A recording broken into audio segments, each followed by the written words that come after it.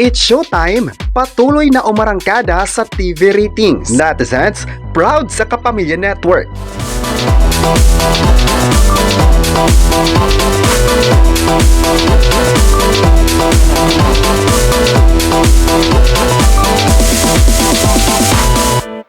Ngayong tanghali, May 27, 2025, patuloy na umarangkada sa ratings ang sikat na noontime show ng ABS-CBN ngayon na It's Showtime.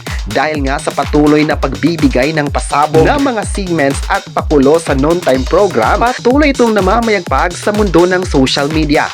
Patuloy na tinangkilik ng mga viewers, patuloy na napapanood ang It's Showtime sa ilang TV channels, bilang na ang GMA Network, TFC, I1 TFC, A to Z at Kapamilya Channel. Patuloy din itong namamayagpag sa mundo ng digital platforms kung saan mapapanood ang Kapamilya Noontime program sa Kapamilya Online Live sa YouTube.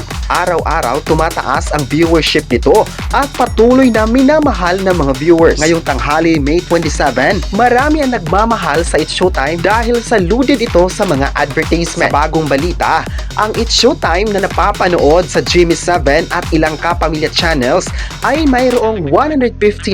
Ibig sabihin nito, marami pa rin sa mga kumpanya ang naniniwala sa kakayahan ng ABS-CBN. At sa It's Showtime naman, patuloy itong umarangkada sa kanilang advertisement loads kung saan patuloy ang kanilang tiwala sa kumpanya. 159 loads ang It's Showtime, habang sa katapat na noontime program na Eat Bulaga ng TV5 na may 85 advertisement number of loads. Ibig sabihin nito, marami talaga ang nagtitiwala sa kakayahan na mapapanood ang kanilang products and services sa It's Showtime viewing. Ang viewing time kasi ng It's Showtime ay matagal dahilan na pinagkakatiwalaan ito ng ilang brand companies. Ang It's Showtime ay patuloy na napapanood sa ABS-CBN at ilang tie-up channels, pati na rin sa digital online streaming. Number 1 sa puso ng mga Pinoy at patuloy na pinapanood ng mga Pilipino.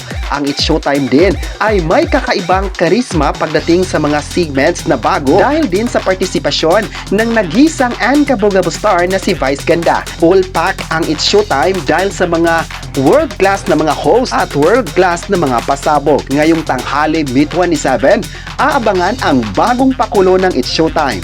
Kayo, ano ang masabi nyo na number 1 trending topic sa Twitter at sa social media ang It's Showtime? I-comment na kung pinanood mo ba ang It's Showtime at huwag kalimutang i-subscribe ang ating YouTube channel.